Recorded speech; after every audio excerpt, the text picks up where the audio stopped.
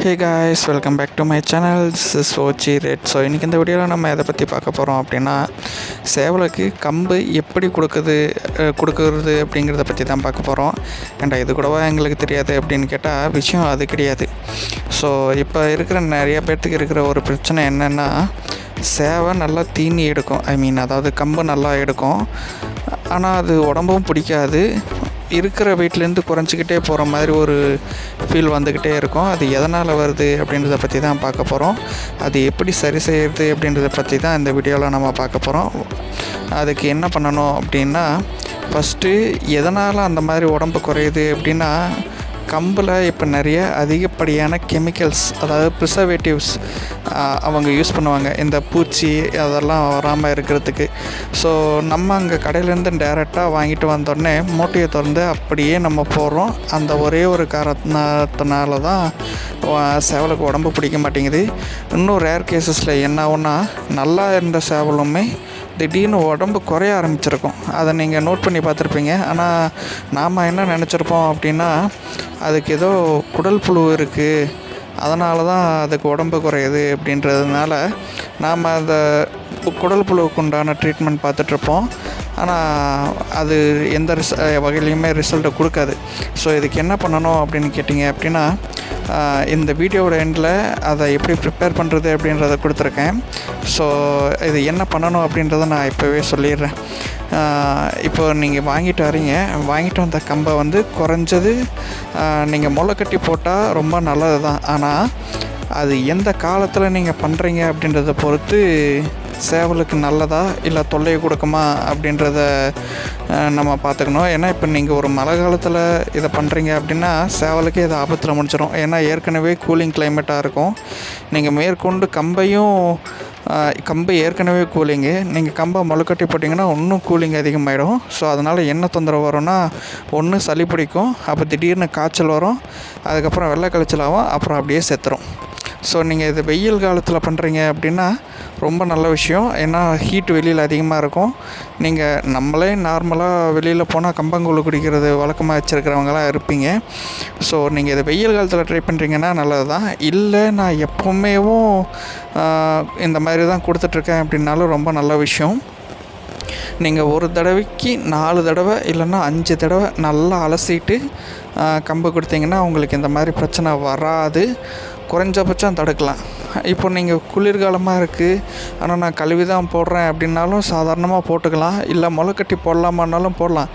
எப்படி போடலாம் அப்படின்னா, அது கூட அந்த வேர்க்கடலையோ இல்லை மக்காச்சோளத்தையோ சேர்த்து கொடுத்தீங்க அப்படின்ற பட்சத்தில் இந்த மாதிரியான விஷயங்கள்லேருந்து நம்ம தவிர்க்க முடியும்.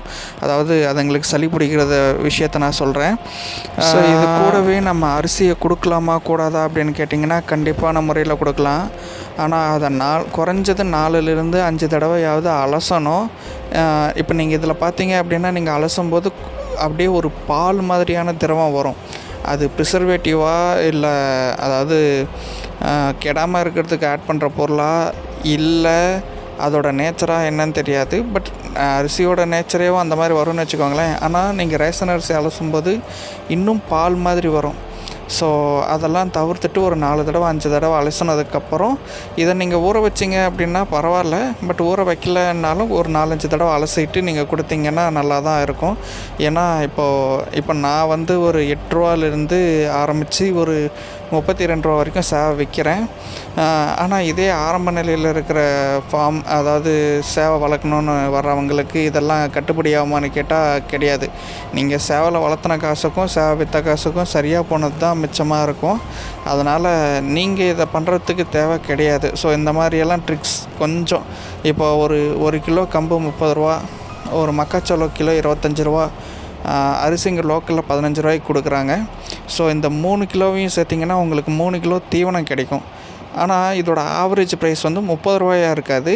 நீங்கள் அதை கூட்டி கழித்து பார்த்திங்கன்னா ஒரு அமௌண்ட், அதாவது 3ஐயும் கூட்டி 3ஆல் வகுத்திங்கன்னா ஒரு ஆன்சர் வரும்.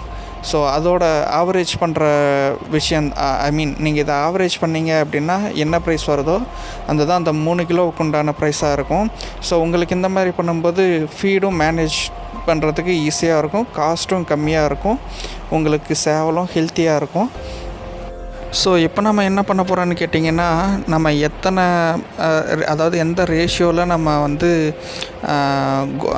கம்பையும் அரிசியும் கலக்கணும் அப்படின்றத பற்றி தான் பார்க்க போகிறோம். ஸோ அதாவது 3:1, அதாவது 3 பங்கில் 1 பங்கு அரிசியை கலக்கலாம். அப்படி கலக்கும்போது என்ன ஆகும் அப்படின்னா, அதாவது அது அரிசின்றது அந்த பசியை மட்டும் கட்டுப்படுத்துமே தவிர அது ரொம்ப டாமினேட் பண்ணாது அதிகமாக. ஸோ நீங்கள் இதை ஊற வைக்கலாம், இல்லை அலசியும் போடலாம். ஊற வச்சிங்கன்னா ரொம்ப பெஸ்ட்டு. இல்லைன்னா குறைஞ்சபட்சம் ஒரு 4 தடவை 5 தடவை அலசிட்டு போட்டிங்க அப்படின்னா ரிசல்ட் நல்லாவே இருக்கும். இப்போ நீங்கள் பார்க்குறதுல வந்து நான் ஒரு தடவை மட்டும்தான் அலசியிருப்பேன். ஆனால் நீங்கள் ஒரு 4 தடவை 5 தடவை அலசுறீங்க அப்படின்ற பட்சத்தில் நல்லாவே இருக்கும். நீங்கள் இந்த வீடியோவில் பார்க்கும்போதே தெரியும், அதிகமாக அந்த நுரையாக ஃபார்ம் ஆகிறது எந்த ரீசன் எதனால் இருக்கும் அப்படின்றது உங்களுக்கே தெரியும்னு நினைக்கிறேன். ஸோ இந்த மாதிரி பயன்படுத்தி பாருங்கள், உங்களுக்கு ரொம்ப ரிசல்ட்ஸ் நல்லாவே இருக்கும். முடிஞ்சால் இது கூட மஞ்சளை சேர்த்து அலசி விட்டுருங்க. ஆனால் அந்த மஞ்சள் ஹீட்டு அப்படின்றதையும் ஞாபகம் வச்சுக்கோங்க. இந்த வீடியோ வாட்ச் பண்ணதுக்கு தேங்க்யூ ஸோ மச்.